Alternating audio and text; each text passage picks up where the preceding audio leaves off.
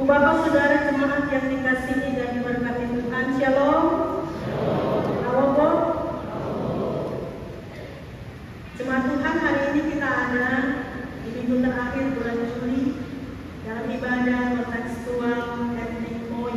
Kita bersyukur atas kasih Tuhan, kasih yang dari Tuhan yang memelihara hidup kita.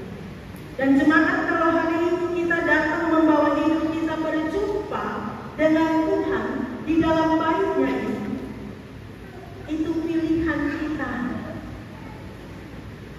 Ada banyak orang yang saat ini memilih hari Minggu jam ibadah seperti ini, malas-malasan di rumah, tidur-tidur saja karena lelah seminggu bekerja. Ada banyak orang juga yang pada hari ini, saat-saat ibadah seperti ini, memilih untuk jalan-jalan ke tempat rekreasi. Ibu Bapak, kita semua memilih untuk berjumpa dengan Tuhan. Dalam hidup ini kita banyak melakukan pilihan, memutuskan pilihan. Mulai dari soal kita mau pilih pakai baju apa. Hari ini ketika minggu kontekstual Ethnic Moi, saya pakai yang seperti ini. Kita memilih mau makan apa atau mau makan di mana. Tapi yang jelas Ibu Bapak, dari semua pilihan-pilihan yang kita buat, kita pasti mau memilih yang terbaik. Kita pasti memilih yang terbaik. Kalau pergi ke Jembatan Puri, beli ikan, kita pilih-pilih. Bukan hanya soal harga, tapi juga kita mau pilih ikan yang baik, ikan yang baru, ikan yang segar. Ibu Bapak yang dikasihi dan yang diberkati Tuhan, nah, pilihan yang tepat itu adalah tema kita minggu ini. Pilihan yang tepat. Apa standar dan bagaimana pilihan yang tepat itu? Mari kita belajar bersama dari bagian bacaan kita di dalam 1 Samuel 16 ayat 1 sampai 23 yang sudah dibacakan bagi kita tadi. Bapak Saudara, Saul sudah ditolak Tuhan. Padahal Saul dipilih menjadi raja pertama di Israel. Tapi karena Saul menyimpang dari kehendak Tuhan, maka Tuhan menolak Saul. Samuel pun berduka karena Saul. Bahkan pada akhir dari pasal 15, kalau Ibu Bapak perhatikan ayat 35 dari pasal 15, di situ disebutkan bahwa Tuhan menyesal telah menjadikan Saul sebagai raja atas Israel. Jadi Saul ini contoh dari orang pilihan yang ternyata menyia-nyiakan status sebagai raja yang terpilih. Jadi Tuhan memilih pengganti Saul, dan Tuhan memilih di antara anak-anak Israel. Ibu Bapak, Tuhan turun campur tangan dalam proses pemilihan raja di Israel. Kenapa? Karena Tuhan sendiri adalah raja atas Israel. Karena raja di Israel itu bukan sekedar sebuah jabatan politik. Raja di Israel itu menentukan hubungan antara Tuhan dengan umat. Maka disebutkan di dalam perjanjian lama, misalnya 1 Raja-Raja 15 ayat 34, kalau raja melakukan apa yang jahat di mata Tuhan, maka seluruh orang Israel juga berdosa. Karena itu iman dari pemimpin sangatlah penting. Nah, Tuhan menyuruh Samuel untuk pergi menjumpai Yesai dan mengurapi orang yang akan dipilih Tuhan. Samuel mula-mula takut kalau Saul tahu. Hidup Samuel terancam. Tetapi ketika Tuhan sudah berkehendak, maka tidak ada yang bisa menggagalkan. Jadi Tuhan punya cara untuk menyatakan maksudnya dan pilihannya. Yang menarik Ibu Bapak Saudara, bahwa ternyata Tuhan tidak memilih seorang pun dari 7 anak laki-laki yang dibawa Yesai menghadap kepada Samuel. Awalnya ketika Samuel melihat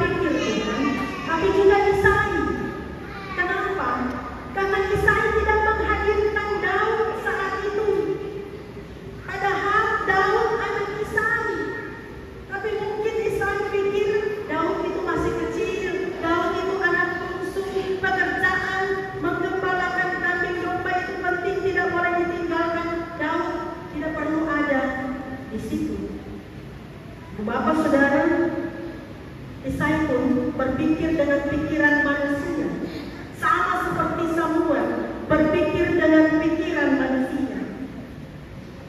Tapi karena ketujuh anak yang ada itu ternyata tidak seorang pun dipilih Tuhan, maka Samuel tanya, ini semua sudah kan? Isai itu anak, oh masih ada satu yang khusus, panggil dia Tuhan. Jadi jangan lihat usianya, jangan lihat kecil besarnya dia, tapi ketika Tuhan memilih, maka Tuhan berkenan atas hidup orang itu, orang-orang yang diurapi. Jadi begitulah Daud yang disebut kemerah-merahan, matanya indah, parasnya elok. Ia diurapi untuk menjadi raja atas Israel, menggantikan Saul. Ibu Bapak Saudara, apa yang kita pelajari dari bagian bacaan kita ini? Pertama, pilihan yang tepat adalah pilihan yang didasarkan pada kehendak Allah, bukan pada penilaian manusia, bukan pada keinginan manusia. Ingat Bapak Ibu, penilaian Tuhan tidak pernah salah. Penilaian Tuhan itu selalu akurat. Kalau ke depan kita diberi kesempatan dan hak pilih untuk memilih, maka pilih dengan hati nurani, menurut kehendak kita, kehendak Tuhan, bukan pikiran manusia. Memilih apapun. Kedua, Bapak Saudara, kita ini juga orang-orang pilihan Tuhan. Tuhan mengasihi kita, Tuhan menebus kita. Jadi mari dipimpin oleh Roh Tuhan, jangan seperti Saul. Karena menyimpang, maka Tuhan kasih roh jahat untuk bantu dia terus menerus. Maka mari jadi orang-orang pilihan yang hidup berkenan di hadapan Tuhan. Sebentar akan diserahkan calon siswa katekisasi baik reguler maupun dewasa. Mereka akan dididik dalam pendidikan katekisasi untuk menjadi pribadi-pribadi yang memilih Yesus sebagai juru selamat. Jangan salah pilih. Kalau salah pilih ikan yang kurang segar, ya mungkin perut bisa mengolah, 1 minggu bisa lain. Tapi kalau salah pilih juru selamat, itu fatal, itu binasa akibatnya. Yang ketiga, kalau Tuhan sudah pilih kita, Ibu Bapak Saudara, entah pilihan Tuhan dalam gereja, Tuhan bisa pilih ada di TV, Tuhan bisa pilih ada sebagai majelis, sebagai badan pelayan unsur. Mungkin kita merasa kedudukan kita, tugas kita kecil saja. Tapi ingat Bapak Ibu Saudara, ketika Tuhan pilih, maka milikilah hati yang setia, hati yang taat, hati yang kudus, hati seorang hamba. Apapun tanggung jawab yang Tuhan percayakan. Jangan tiru Saul, karena menyimpang, ia ditolak oleh Tuhan. Yang keempat, Bapak Saudara, seorang yang dipilih dan ditetapkan Tuhan adalah seorang yang bekerja untuk melayani, bukan untuk memerintah, bukan untuk berkuasa. Lihat Daud, dia sudah diurapi menjadi raja, tetapi Isai ayahnya tetap menghormati Saul dengan memberi yang terbaik, menjadi persembahan dan pemberian untuk Saul. Lihat Daud, meskipun sudah diurapi menjadi raja, tetapi ketika Saul panggil dia untuk memainkan kecapi, dia menjadi pelayan di sana. Tidak ada yang terlalu rendah untuk dilakukan oleh seorang yang dipilih Tuhan. Bukankah itu teladan dari Yesus yang sudah merendahkan diri bahkan sampai mati? Jadi mari kita menjadi para pelayan yang memiliki karakter sebagai orang yang dipilih, diurapi, yang dituntun oleh Roh Tuhan dalam kerendahan hati. Mari Ibu Bapak Saudara masukilah minggu kerja yang baru, melakukan pilihan-pilihan yang tepat. Bersyukur kita menjadi orang-orang pilihan yang diselamatkan dalam kasih Tuhan.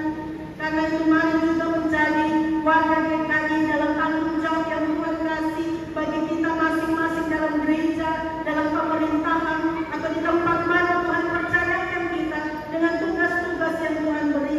Kerjakanlah dengan setia, karena pilihan Tuhan bagi kita ada di sini.